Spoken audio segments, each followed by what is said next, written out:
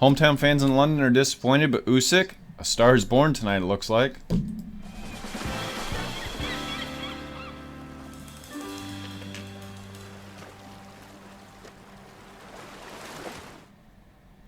What's going on, everybody? Welcome to the 11th Island. I'm Chris, that's Brad over there, and we're getting into this Anthony Joshua, Alexander Usyk fight.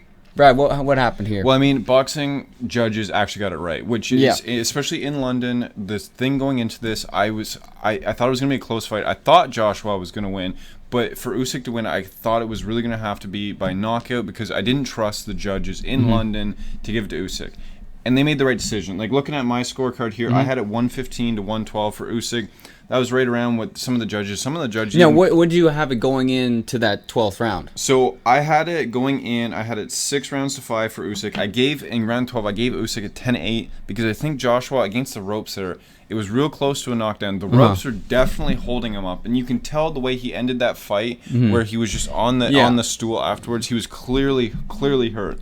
And I think, we're starting to take. We get into what's next at the end of this video, but looking at this fight. But first, before you get into what I was setting you up, I was asking about the 10th round. We're going into that final round, what you had, because really the way we had it, I had it. I want to make sure with you, really barring a knockout from Joshua, Usyk was going to win that fight. Correct. You said the judges finally did something right. Do you think that last round?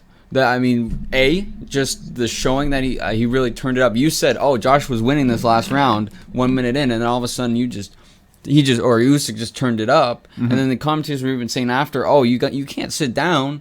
You got to act like because this might sway the judges." Do you think that is the thing that made the judges say, "Well, we can't just give this points victory to the guy we want to set up the next fight for"? Do you think that influences things? If they were a little bit closer, yes. But I believe the one score was 117 to 112 or 111 or something like that. So the judges, they had some wide scorecards here. Again, shocking. Joshua had a hell of a performance. I had him winning 5 rounds. And he looked good in this fight. It's nothing to take away from Anthony Joshua. Alexander Usyk is just that dude. We saw him. He was undisputed at cruiserweight. Made the jump up. A lot of people said he was going to be too small for heavyweight. Clearly wasn't. Weighed in around the 220 range. Joshua's 240. So there was a big gap in weight, but that's to be expected at sometimes in heavyweight. And I think the fearlessness of Usyk to get in that pocket, to get in where he has reach on me. I gotta just kind of head down. Even having to lift his shoulder in order to throw, especially early on, to get those straight down the middle shots. Yeah. Force Joshua into a very defensive fight where he's just trying to keep him out of Usyk's range. Yeah. And I think that ability to really just willingness to pound the pocket when you're a guy that moves up a weight, usually it means you were the biggest guy in your weight. Yeah. So you kind of have to really shift the game plan, and I think Usyk did that really well. Yeah, and it was going into this, we would have expected Joshua to have the most fearing power that he was going to, if anybody was going to show the most power, it would be Joshua. Usyk, right in that first round, just that down the middle left, began showing that he's got the power. Clearly didn't have enough to knock Joshua out. If this is a fight that goes one round further, Joshua's getting knocked out. Let's be honest here. Even if that fight's 30 seconds longer. Yeah, but if they said, okay, we're gonna do one more, we might see a towel going in the way Joshua was at the end of that fight. Especially not even staying in the ring. When Ruiz knocked him out, he stayed in the ring, made it clear that he wanted the rematch clause. Didn't stay in the ring this time. Didn't even get off the stool for probably 5 minutes. I think he was very hurt. His right eye was really beat up. It's unfortunate with Joshua because he's a special talent, and when he lost to Ruiz, he was able to come back, get the win, and people could kind of go, move on, it's a fluke. This is tough to come back from. In boxing, losses are so tough on the career, they talked about the rematch clause. I imagine, especially with Eddie Hearn as a promoter, knowing what's happened in the past, the rematch clause is definitely going to be in there.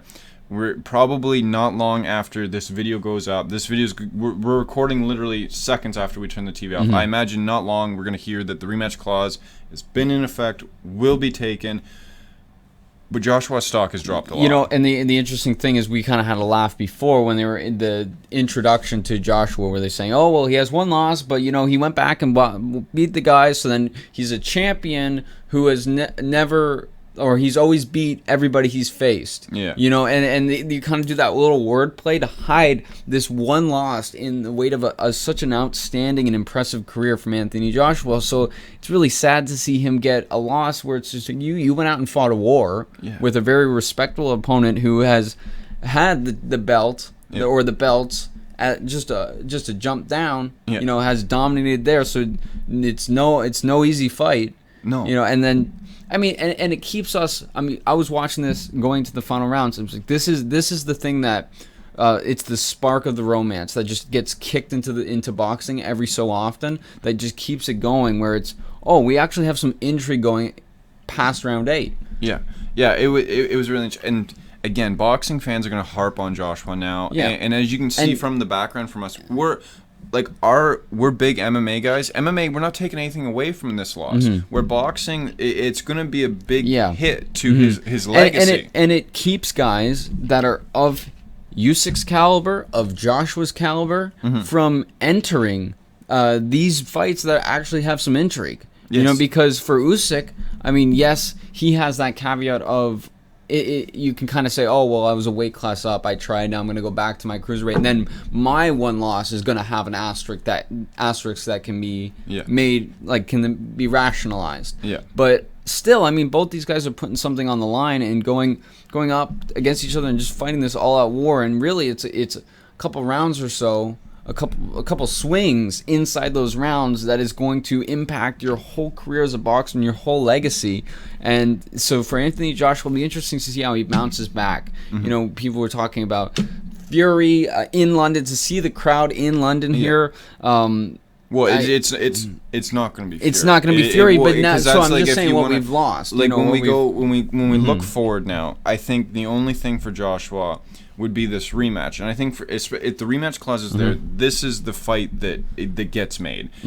I don't think Anthony Joshua ever steps into the ring again in his career without belts on the line, no matter what happens. He's made too much money, he's too much in his legacy, to not do that. I mean, now he's taken some damage. We see, you know, we've never seen him hurt like this too. Well, and with Usyk talking about wanting to go home to his family after the fight, with Joshua taking severe damage, I think this is a rematch that doesn't happen for maybe we're looking at a year, because Joshua's going to want to get back to the drawing board, and then you give the guys kind of time to reset. This is really unfortunate for heavy. I mean, you look at Joshua, who like Deontay Wilder has really affected. I mean, Deontay Wilder's the reason, even though he clearly wasn't in this fight, is the reason why this fight happened, because of Fury and Joshua was signed on the dotted line. It was going to happen. Probably would have been the most lucrative events in sports history.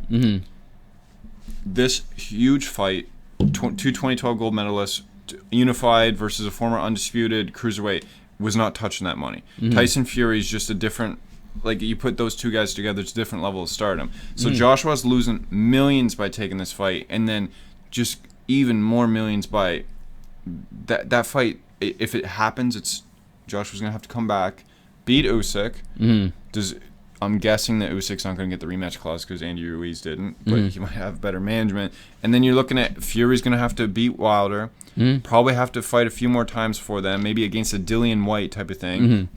And then by the time we get to 2023 for that fight, Joshua's now got an extra loss. Fury has to not fumble the bag getting to that point. Yeah, is the hype still there? Yeah, and I mean, is the fight still there? You know, where the hype is one final note for Anthony Joshua to close things off. You know, with that rematch, the opportunity to go back to the drawing board, heal up.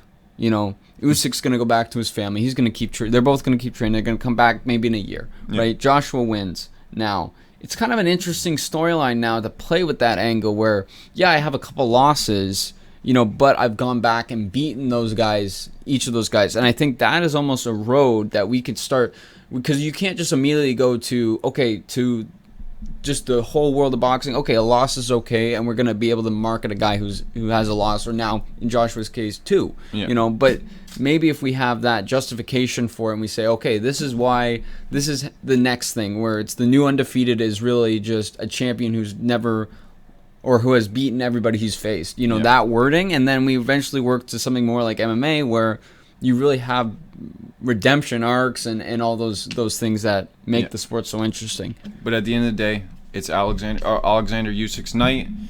He's a star in this sport now, and it's going to be exciting for the things to come. And with that being said, I think it's time. Make sure you like, comment, subscribe to this channel. Check it out tonight. If you're watching this on the day this fight happened tonight, we're going to have 2 immediate reactions for UFC. Stay tuned. We do this every week. 350 subscriber giveaway coming up. Check the sports card playlist. See you later. See ya.